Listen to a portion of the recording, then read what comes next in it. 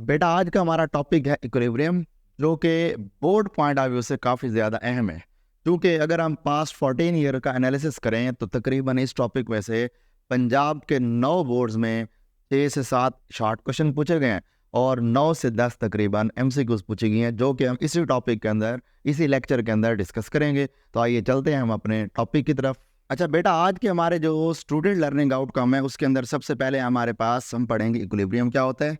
फिर उसके बाद हम देखेंगे टाइप्स ऑफ इक्विलिब्रियम, स्टैटिक और डायनामिक इक्विलिब्रियम को डिस्कस करेंगे और साथ के साथ हम कंडीशन ऑफ इक्विलिब्रियम और पॉसिबल एमसीक्यूज कंसेप्ट भी डिस्कस करेंगे। और सबसे एंड पर ना इस टॉपिक में एक शॉर्ट क्वेश्चन पूछा जाता है, differentiate between concurrent forces and coplanar forces, वो भी हम डिस्कस करेंगे। तो सबसे पहले देखते हैं कि इक्विलिब्रियम होता क्या है।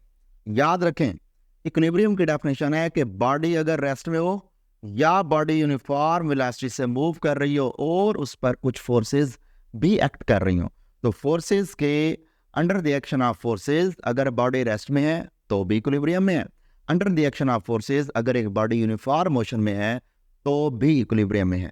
इसी बुनियाद पर हम कैटेगराइज करते हैं कि इक्विलिब्रियम की दो टाइप्स हैं, एक स्टैटिक इक्विलिब्रियम और दूसरी है हमारे पास डायनामिक इक्विलिब्रियम। ठीक है जी। तो static equilibrium with respect to rest हम डिफाइन कर रहे हैं और dynamic equilibrium with respect to uniform motion define करेंगे। अगर एक body under the action of force rest में हो तो स्टैटिक इक्विलिब्रियम, और अगर एक body under the action of forces uniform velocity से मूव कर रही हो तो हम क्या कहेंगे कि वो डायनामिक इक्विलिब्रियम में है। ओके, एग्जांपल की तरफ चलते हैं। Book lying on the table, देखें बुक टेबल पर पड़ी हुई है, इसका वेट नीचे की तरफ एक्ट कर रहे हैं और एज अ रिएक्शन टेबल इसको ऊपर की तरफ फोर्स लगा रही है और ये बॉडी रेस्ट स्टेट में है under the action of some forces. Similarly car rest में ठहरी है, इसका वेट नीचे एक्ट कर रहा है और उसकी नॉर्मल रिएक्शन फोर्स ऊपर की तरफ एक्ट कर रही है और दोनों कार रेस्ट में भी है but under the action of constant forces, यानी नंबर ऑफ फोर्सेस भी कह सकते हैं। सिमिलरली अगर हम डायनामिक इक्विलिब्रियम की बात करें तो एक कार है, देखें हर 1 सेकंड के बाद वो 5 मीटर डिस्टेंस कवर करती जा रही है। ठीक है, मतलब ये क्लियर हो चुका है कि ये बॉडी इक्वल टाइम इंटरवल में इक्वल डिस्प्लेसमेंट कवर कर रही है, मतलब उसकी वेलोसिटी क्या है जी, यूनिफॉर्म है, कांस्टेंट वेलोसिटी है। ओके, अब हम ये चेक कर रहे हैं कि इस कांस्टेंट वेलोसिटी से मूव करते हुए बॉडी पर लगने वाली नंबर ऑफ फोर्सेस का किस तरह की होती हैं और कौन कौन सी फोर्सेस एक्ट कर रही हैं। फॉर एग्जांपल एक कार है, देखें ये कार इस तरफ को मूव करती जा रही है, इसकी ग्रेविटेशनल फोर्स यानी वेट और नॉर्मल रिएक्शन, ग्रेविटेशनल फोर्स नीचे और नॉर्मल रिएक्शन ऊपर एक्ट कर रहे हैं, ये दोनों एक दूसरे को कैंसिल कर दिया, नेट इफेक्ट 0 मिल गया। सिमिलरली अगर हम बात करें तो ये जो गाड़ी है, गाड़ी की जो इंजन की फोर्स है वो, या जिसे ड्राइविंग फोर्स भी कहते हैं, ये आगे की तरफ है, जबकि इसके अपोजिट दो फोर्सेस एक्ट कर रही हैं। एक, अगर हम देखें तो गाड़ी चलते हुए उसके रास्ते में हवा आती है जो उस गाड़ी को इमोशन को अपोज करने की कोशिश करती है, जिसे हम कहते हैं एयर रेजिस्टेंस है जो इसको अपोज कर रही है। नंबर 2, अगर हम देखें तो गाड़ी और गाड़ी की टायर और रोड के दरमियान भी एक फोर्स एग्जिस्ट करती है जिसे हम कहते हैं फोर्स ऑफ फ्रिक्शन। तो पता लगा कि ये 3 फोर्सेस अलोंग एक्स एक्सिस लग रही हैं, driving force, air resistance, friction, और 2 फोर्सेस लग रही हैं along Y axis, reaction force और ग्रेविटी। और हमें पता लग रहा है कि under the action of forces ये गाड़ी जो है ये एक कांस्टेंट वेलोसिटी से या यूनिफॉर्म वेलोसिटी से मूव भी करती चली जा रही है। तो ये किसकी मिसाल होगी, डायनामिक इक्विलिब्रियम की एग्जांपल होगी। ओके, अब हम स्टैटिक और डायनामिक इक्विलिब्रियम की फर्दर डेफिनेशन कर रहे हैं। याद रखें, स्टैटिक और डायनामिक इक्विलिब्रियम को अब हम इनकी जो टाइप्स पढ़ रहे हैं वो विद रिस्पेक्ट टू मोशन पढ़ रहे हैं, with respect to type of motion पढ़ रहे हैं। अब मोशन की 2 टाइप्स असल में यहाँ पर डिस्कस होनी है, एक ट्रांसलेशनल मोशन और दूसरी रोटेशनल मोशन। ट्रांसलेशनल मोशन जो है ना वो स्टैटिक को भी डील करती है, डायनामिक को भी डील करती है, और जो रोटेशनल मोशन है वो स्टैटिक इक्विलिब्रियम को भी डील करती है और डायनामिक इक्विलिब्रियम को भी डील करती है। याद रखिएगा, इसको पहले समझते हैं। फॉर एग्जांपल अगर एक बॉडी रेस्ट स्टेट में है, ठीक है, और अगर एक बॉडी सीधी लाइन में यूनिफॉर्म वेलोसिटी से मूव करती जा रही है, ये दोनों जो इक्विलिब्रियम होंगे ये ट्रांसलेशनल के इक्विलिब्रियम होंगे। यानी हम इसको यूं कह सकते हैं कि ट्रांसलेशनल स्टैटिक इक्विलिब्रियम या यूं भी कहा जा सकता है कि स्टैटिक ट्रांसलेशनल इक्विलिब्रियम, जबकि दूसरी इसकी टाइप है डायनामिक ट्रांसलेशनल इक्विलिब्रियम। ये दोनों जो इक्विलिब्रियम है स्ट्रेट लाइन मोशन के हवाले से है, और स्ट्रेट लाइन मोशन में दो पॉसिबिलिटीज हमने देख ली, या तो बॉडी स्ट्रेट लाइन में रेस्ट में होगी या बॉडी स्ट्रेट लाइन में यूनिफॉर्म वेलोसिटी से मूव कर रही होगी। तो अगर एक बॉडी स्ट्रेट लाइन में रेस्ट में है तो उसका लीनियर एक्सेलरेशन 0, अगर एक बॉडी स्ट्रेट लाइन में यूनिफॉर्म वेलोसिटी से मूव कर रही है तो उसका जो इनिशियल वेलोसिटी होगी और उसकी फाइनल वेलोसिटी वो होंगी बराबर। जब एक गाड़ी की इनिशियल और फाइनल वेलोसिटी 0 हो तो उनका लीनियर एक्सेलरेशन भी 0 होता है। तो अब जैसे देखें, कार रेस्ट में है तो हम कहेंगे ये स्टैटिक ट्रांसलेशनल इक्विलिब्रियम में है, और अगर एक कार स्ट्रेट लाइन में यूनिफॉर्म वेलोसिटी से मूव करती जाए जैसे ये जा रही है तो हम कहेंगे ये किस में है, ये डायनामिक्स ट्रांसलेशनल इक्विलिब्रियम या ट्रांसलेशनल डायनामिक इक्विलिब्रियम में होगा। सिमिलरली रोटेशन के हवाले से भी दो इक्विलिब्रियम होता है, एक अगर एक बॉडी रोटेशन से पहले रेस्ट में हो या रोटेशन के बाद रेस्ट में हो, और अगर एक बॉडी यूनिफॉर्म एंगुलर वेलोसिटी से रोटेट कर रही हो, तो दो ही हमारे पास इक्विलिब्रियम मिलते हैं। एक को हम कहते हैं स्टैटिक रोटेशनल इक्विलिब्रियम, दूसरे को हम कहते हैं डायनामिक रोटेशनल इक्विलिब्रियम। जैसे ये पंखा है, पंखा मूव करने से पहले ये रेस्ट स्टेट में ठहरा हुआ है, मतलब कि इसकी जो एंगुलर वेलोसिटी है वो 0 है, इट्स मीन इसका जो एंगुलर एक्सेलरेशन है वो भी 0 होगा। जबकि डायनामिक रोटेशनल इक्विलिब्रियम में देखें, पंखा एंगुलर वेलोसिटी से मूव करते जा रहे हैं, कांस्टेंट एंगुलर वेलोसिटी से, मतलब इसकी इनिशियल एंगुलर वेलोसिटी और फाइनल एंगुलर वेलोसिटी बराबर होने की वजह से इनका जो एंगुलर एक्सेलरेशन है वो 0 हो चुका है। ओके, तो देखें पंखा में नजर आ रहा है एक कांस्टेंट वेलोसिटी से मूव करता हुआ। कंडीशन ऑफ इक्विलिब्रियम पे आ रहे हैं जी। कंडीशंस ऑफ इक्विलिब्रियम की अगर बात करें तो फर्स्ट कंडीशन, दो कंडीशंस होती हैं, first and second. First condition ये कहती है कि तमाम फोर्सेस का, किसी बॉडी पर लगने वाली तमाम फोर्सेस का जो सम है वो नल वेक्टर के बराबर होगा। सिमिलरली सेकंड कंडीशन ये कहती है कि किसी बॉडी की रोटेशन के दौरान उस पर तमाम टार्क्स होंगे, उन तमाम टार्क्स का सम भी नल वेक्टर के बराबर होगा, जिसकी मैथमेटिकल फॉर्म है summation F is equal to 0, और इस सेकंड कंडीशन की मैथमेटिकल फॉर्म है summation tau is equal to 0। तो याद रखें, बड़ा अहम पॉइंट है, फर्स्ट कंडीशन ऑफ इक्विलिब्रियम हमेशा ट्रांसलेशनल मोशन के लिए वैलिड होगी, और सेकंड कंडीशन ऑफ इक्विलिब्रियम हमेशा रोटेशनल मोशन के लिए वैलिड होगी। पीछे हमने ट्रांसलेशनल मोशन को समझ लिया। ट्रांसलेशनल मोशन में दो स्टेट्स होती हैं, पहली स्टेट या तो ऑब्जेक्ट रेस्ट में होगा, दूसरी स्टेट या ऑब्जेक्ट सीधी लाइन में स्ट्रेट मूव करता जा रहा होगा यूनिफॉर्म वेलोसिटी से। तो ये दो एग्जांपल है, एक आदमी है जो स्ट्रेट लाइन में सीधा ठहरा हुआ है, इस दौरान इस पर दो फोर्सेस एक्ट कर रही हैं, वेट नीचे की तरफ, नॉर्मल रिएक्शन फोर्स ऊपर की तरफ। इट्स मीन ये ट्रांसलेशनल मोशन करने से पहले रेस्ट में ठहरा हुआ है। ओके, तो हम कहेंगे स्टैटिक ट्रांसलेशनल इक्विलिब्रियम है। सिमिलरली कार अगर यूनिफॉर्म वेलोसिटी से मूव करती जाए तो अब अगर हम देखें इस पर तमाम फोर्सेस का इफेक्ट 0 आ रहा है, वेट नीचे की तरफ, नॉर्मल रिएक्शन ऊपर की तरफ, इफेक्ट 0। जबकि अगर हम बात करें तो गाड़ी की जो इंजन की फोर्स है आगे की तरफ जा रही है, जबकि नॉर्मल रिएक्शन इंजन की फोर्स के अलावा इसके अपोजिट दो फोर्स एक्ट कर रही हैं। पीछे हम पढ़ के आए, पहली हवा की वजह से रेजिस्टिव फोर्स, दूसरी टायर और रोड के दरमियान फोर्स ऑफ फ्रिक्शन।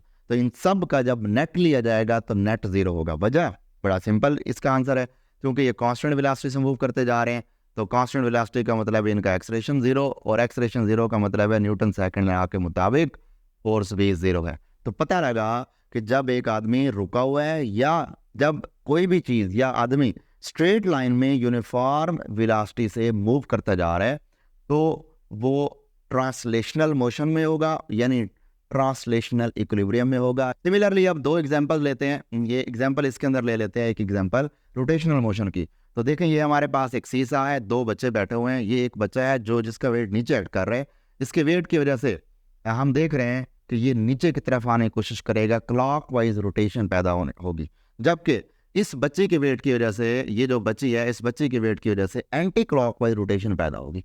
बात क्लियर? तो अब हमें नजर आ रहा है कि चूंकि ये रेस्ट स्टेट के अंदर है, रेस्ट स्टेट का मतलब ये है कि इस सूरत में क्लॉकवाइज और एंटी क्लॉकवाइज टार्क दोनों बराबर हैं, और बॉडी अगर बैलेंस फॉर्म में हो तभी होगी जब क्लॉकवाइज एंटी क्लॉकवाइज टॉर्क बराबर होते हैं, और इसे हम प्रिंसिपल ऑफ टॉर्क या प्रिंसिपल ऑफ मूवमेंट भी कहते हैं। तो सेकंड कंडीशन ऑफ इक्विलिब्रियम से हमें प्रिंसिपल ऑफ मूवमेंट का कंसेप्ट भी समझ आ गया। ओके, और ये जो प्रिंसिपल ऑफ मूवमेंट का कंसेप्ट है ये हम न्यूमेरिकल प्रॉब्लम के अंदर भी आगे चल के यूज़ करने वाले हैं। तो एक पॉइंट यहाँ याद रखिएगा, बड़ा अहम पॉइंट है, ये जो कंडीशंस ऑफ इक्विलिब्रियम है ना, ये कंडीशन ऑफ इक्विलिब्रियम को प्लेनर फोर्सेस पर एक्ट करती हैं। याद रखिएगा, इनमें जितनी भी फोर्सेस लग रही हैं वो क्या है, को प्लेनर है। दो किस्म की फोर्सेस होती हैं, कंकरेंट और को प्लेनर। आगे चल के हमने एंड पर दो ही फोर्सेस को डिस्कस करने हैं, कंकरेंट भी और को प्लेनर भी। तो फिलहाल के लिए अभी हम थोड़ा सा कंडीशन ऑफ इक्विलिब्रियम को डिस्कस कर लेते हैं, आगे चल के फिर हम को प्लेनर फोर्सेस का कंसेप्ट समझेंगे। अब एक क्वेश्चन पैदा होता है कि सवाल आता है कि why we need second condition of equilibrium, हमें सेकंड कंडीशन ऑफ इक्विलिब्रियम पढ़ने की ज़रूरत ही क्यों महसूस हुई। तो बड़ा सिंपल सा आंसर है कि फर्स्ट कंडीशन ऑफ इक्विलिब्रियम हमें ये बताते ही नहीं है, एग्जैक्ट इन्फॉर्मेशन नहीं देती बॉडी की इक्विलिब्रियम का। मिसाल के तौर पर ये हमारे पास एक ब्लॉक है, यहाँ दो फोर्सेस एक्ट कर रही हैं, एक फोर्स ये इसका point of action of force ये है और एक फोर्स F2 एक्ट कर रही है जिसका point of action of force ये है। ओके, दोनों फोर्सेस सेम लाइन के अलॉन्ग एक्ट कर रही हैं और इनका जो रिजल्टेंट है वो भी 0 है।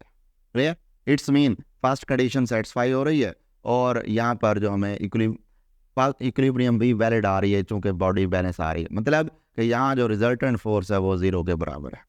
जबकि इस डायग्राम में हमने क्या किया, इस डायग्राम में हमने यहाँ से लाइन ऑफ एक्शन ऑफ ये फोर्स से पॉइंट को शिफ्ट कर दिया उधर और line of action of force change कर दी, और इधर से यहाँ पर point of action of force है उसको भी इधर इस साइड पर शिफ्ट कर दिया।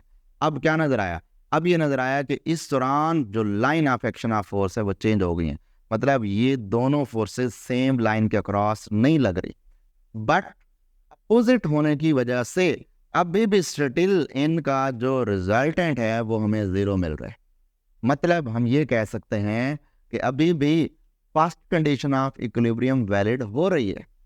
First condition of equilibrium valid होने के बावजूद भी हमें नजर आ रहा है कि ये F1 इसमें क्लॉकवाइज टॉर्क पैदा कर रहे हैं और F2 भी क्लॉकवाइज टॉर्क पैदा कर रहे हैं। मतलब ये फर्स्ट कंडीशन ऑफ इक्विलिब्रियम है, फोर्सेस वैलिड आ गई हैं, तो अंडरस्टूड है कि इसको तो रेस्ट में आ जाना चाहिए, लेकिन ये रोटेट करना शुरू कर रही थी due to clockwise torque clockwise motion में।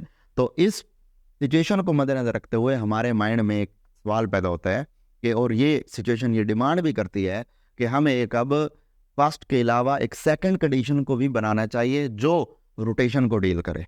तो इस वजह से हमें सेकंड कंडीशन ऑफ इक्विलिब्रियम बनाने की ज़रूरत महसूस हुई। ओके, उसके बाद अब कुछ MCQ कंसेप्ट सीख रहे हैं। नंबर 1 कि चूँकि ये जो फोर्सेज हैं ये तमाम तर फोर्सेज कोप्लेनर फॉर्म में, यानी कि कोप्लेनर फोर्सेज होते हैं, यानी कोप एक ही प्लेन पर एक्ट कर रही होती हैं, तो इसी हिसाब से हम ये कहते हैं कि एक्स के अलॉन्ग भी तमाम फोर्सेस का सम 0 होता है और वाई के अलॉन्ग भी तमाम फोर्सेस का सम 0 होता है। कैसे? फॉर एग्जांपल हमारे पास एक ब्लॉक है, ये ब्लॉक हमने ले लिया, इस ब्लॉक को एक रस्सी बांधी इधर और एक बच्चा है जो रस्सी बांध कर पॉजिटिव एक्स एक्सिस में खींच रहा है, और एक बच्चा है वो रस्सी बांध कर इस ब्लॉक को नेगेटिव एक्स एक्सिस में यहाँ इस साइड पर खींच रहा है। सिमिलरली एक और बच्चा है जो रस्सी बांध ली, रस्सी बांधने के बाद इसको ऊपर पॉजिटिव वाई एक्सिस में एक फोर्स लगाकर पॉजिटिव वाई एक्सिस में खींच रहा है, और एक बच्चे ने रस्सी इसके साथ बांधकर इसको फोर्स लगाई और ये नेगेटिव वाई एक्सिस की तरफ इसको खींच रहा है। अब चेक करें, चारों फोर्सेस के लगने के बावजूद भी ये जो ब्लॉक है या ये जो बॉडी है ये रेस्ट में रहेगी। वजह यह है कि इन दो बच्चों ने एक्स के अलॉन्ग जो फोर्सेस लगाई हैं उनका सम 0 होगा, और जो इन्होंने वाई के अलॉन्ग फोर्सेस लगाई हैं उनका सम भी 0 होगा। अब इनको हम अगर जनरली कहें कि एक्स के अलॉन्ग अगर n फोर्सेस लग रही हैं तो इस हवाले से हम कह सकते हैं कि एक्स के अलॉन्ग पहली फोर्स, एक्स के अलॉन्ग दूसरी फोर्स, तीसरी फोर्स और up to so on X के अलॉन्ग जो nth फोर्स है, इन सब का अगर हम सम निकालें तो वो 0 के बराबर रहेगा। सिमिलरली वाई के अलॉन्ग पहली फोर्स, वाई के अलॉन्ग दूसरी फोर्स, वाई के अलॉन्ग तीसरी फोर्स, और इसी तरह वाई के अलॉन्ग जो nth फोर्स है, इन सब का सम निकालें वो भी 0 के बराबर आएगा। तो ये MCQ के पॉइंट ऑफ व्यू से भी बड़ा अहम पॉइंट है। और ये जो हमारे पास है एक्स के अलॉन्ग और वाई के अलॉन्ग लगने वाली तमाम फोर्सेस का सम 0 होगा। इसको हम न्यूमेरिकल प्रॉब्लम में आगे चल के यूज़ करने वाले हैं, ये बात आपने माइंड में रखनी है। एमसीक्यू के हवाले से भी अहम है और न्यूमेरिकल प्रॉब्लम के हवाले से भी बड़ा अहम है। अब उसके बाद एक और एमसीक्यू के पॉइंट्स हैं 3। अगर एक बॉडी अगर सिर्फ फर्स्ट कंडीशन सेटिस्फाई हो रही हो तो हम कहेंगे पार्शियल इक्विलिब्रियम है, और अगर सिर्फ सेकंड कंडीशन सेटिस्फाई हो रही हो हम कहेंगे अभी भी पार्शियल इक्विलिब्रियम है। जबकि क्वेश्चन आता है कि बॉडी कंप्लीट इक्विलिब्रियम में कब होगी, वो तब होगी जब एट अ टाइम दोनों कंडीशंस, फर्स्ट कंडीशन भी और सेकंड कंडीशन भी दोनों सेटिस्फाई कर दें, या एट अ टाइम बॉडी का लीनियर एक्सेलरेशन भी जीरो हो और बॉडी का एंगुलर एक्सेलरेशन भी जीरो हो, तब बॉडी कंप्लीट इक्विलिब्रियम में होती है। ये एमसीक्यू और शॉर्ट क्वेश्चन के हवाले से ये मोस्ट इंपॉर्टेंट, इसको भी आपने माइंड में रखना है। ओके, नेक्स्ट अब हम मजीद आगे न्यूमेरिकल प्रॉब्लम और एमसीक्यू के हवाले से फर्स्ट और सेकंड कंडीशन के हवाले से फोर्सेस और टॉर्क्स के साइन की बात कर रहे हैं। तो अगर साइन के हवाले से बात की जाए जो कि न्यूमेरिकल प्रॉब्लम और एमसीक्यू में काफ़ी हेल्पफुल होंगे, ये बात माइंड में रखिएगा। ये फोर्सेस के लगने की राइट साइड है, ये फोर्स लगने की लेफ्ट साइड है। ये फोर्स लगने की हमारे पास अपवर्ड डायरेक्शन है और ये फोर्स लगने की हमारे पास डाउनवर्ड डायरेक्शन है। याद रखें, राइट साइड पर फोर्सेस अगर पॉजिटिव लेते हैं तो लेफ्ट साइड वाली फोर्सेस को नेगेटिव लिया जाता है। सिमिलरली अपवर्ड फोर्सेस पॉजिटिव लेते हैं और डाउनवर्ड फोर्सेस हमेशा नेगेटिव लेते होते हैं, ये बात माइंड में रखनी है। सिमिलरली टॉर्क पे आते हैं, तो टॉर्क के हवाले से बात की जाए तो एंटी क्लॉकवाइज टॉर्क पॉजिटिव लिया जाता है और क्लॉकवाइज टॉर्क नेगेटिव लिया जाता है। ये भी हम आगे चल के न्यूमेरिकल में भी और एमसीक्यूज में भी इनको समझ लेंगे और ये उनके एमसीक्यूज के भी कंसेप्ट्स हैं। नेक्स्ट लास्ट पॉइंट है देखिए, कंकरेंट फोर्सेज और कोप्लेनर फोर्सेज होती क्या हैं। शॉर्ट क्वेश्चन आता है बोर्ड में कि differentiate between concurrent forces and coplanar forces. तो सिंपल है, वो फोर्सेज जो किसी एक पॉइंट पर इंटरसेक्ट कर रही हो या एक्ट कर रही हो क्या कहलाएंगी कंकरेंट फोर्सेज। जैसे देखें ये तमाम फोर्सेज, ये इस वक्त 5 फोर्सेज नजर आ रही हैं, ये इसी एक पॉइंट पर ही एक्ट कर रही हैं, तो इसका मतलब ये कौन सी फोर्सेज हैं, कंकरेंट फोर्सेज हैं। सिमिलरली ये पूरा हमारे पास एक प्लेन है, इस प्लेन पर भी टोटल 5 फोर्सेज लग रही हैं, लेकिन ये 5 फोर्सेज ये जो है ये किसी एक पॉइंट पे एक्ट नहीं कर रहे, नंबर ऑफ पॉइंट्स मुख्तलिफ हैं बट प्लेन एक ही है। तो ऐसे फोर्सेज जो एक प्लेन जबकि डिफरेंट पॉइंट्स पर एक्ट कर रही हो, एक दूसरे को इंटरसेक्ट भी ना करें, तो कोप्लेनर फोर्सेज हैं। और ऐसी फोर्सेज जो किसी एक पॉइंट पर एक्ट कर रही हो वो होगी कंकरेंट फोर्सेज। इनकी मिसालें हैं, फॉर एग्जांपल ये हमारे पास एक लेग है, इसका वेट तकरीबन 150 न्यूटन है, इसकी वजह से जो फोर्स है वो इस एक पॉइंट पे एक्ट कर रही है, जबकि रस्सी के साथ इस रिंग को बांधा गया है और इसमें टेंशन प्रोड्यूस हो गई है और टेंशन भी इसी एक पॉइंट पर एक्ट कर रही है। और ये हमारे पास एक वेट है 200 न्यूटन का, इसको रस्सी से बांध के पुल्ली से अटैच कर दिया जो कि 20 डिग्री एंगल पर है, तो इसकी भी इसमें भी जो टेंशन है, ये इसका जो वेट है ये भी इसी एक पॉइंट पे एक्ट कर रहे हैं। तो ये पूरा का पूरा सिस्टम क्या कहलाएगा, ये कंकरेंट फोर्स सिस्टम कहलाएगा। सिमिलरली अगर हम इस एग्जांपल पे देखें, फर्ज करें हमारे पास ये एक ब्लॉक है या कोई एक पिक्चर फ्रेम है यहाँ पर मौजूद है, इस पिक्चर फ्रेम का वेट नीचे की तरफ एक्ट कर रहा है और उस वेट की जो फोर्स होगी वो इस पिक्चर फ्रेम के सेंटर में यानी सेंटर ऑफ ग्रेविटी वाले पॉइंट पर होगी। और जबकि इसको 2 रस्सियों से बांध दिया है, एक रस्सी हमारे पास ये है, इसके इस कॉर्नर पर लेफ्ट कॉर्नर पर ये रस्सी बांध दी है और राइट कॉर्नर पर हमने ये रस्सी बांध दी है। अब इस रस्सी की वजह से जो फोर्स लग रही है वो F3 है जो कि लेफ्ट कॉर्नर पर है, इस रस्सी की वजह से जो फोर्स लग रही है F2 वो राइट कॉर्नर पर है, और जबकि इसका वेट की वजह से जो फोर्स लग रही है वो मिडल में। तो अब इस पूरी तस्वीर या उस पूरे ब्लॉक में तीनों फोर्सेस का जो पॉइंट है वो एक नहीं है, जबकि प्लेन एक है। इसका मतलब ये कौन से फोर्सेस हैं, कोप्लेनर फोर्सेस होंगी। ओके, क्लियर हो गई बात। तो उम्मीद है कि आपको ये इक्विलिब्रियम वाला तकरीबन तमाम पॉसिबल कंसेप्ट्स क्लियर हो चुके होंगे। तो अब अगले लेक्चर में हमने 2 चीज़ें डिस्कस करनी है। नंबर 1, हमने इससे रिलेटेड, इस टॉपिक से रिलेटेड कोई 6-7 MCQs हैं वो डिस्कस करने हैं, और इसी के साथ साथ हमने कुछ MCQ कंसेप्ट्स होंगे जो कि सेंटर ऑफ ग्रेविटी से रिलेटेड होंगे, वो भी हमने डिस्कस करने होंगे इसके अंदर। तो अगले लेक्चर तक के लिए अल्लाह हाफिज़।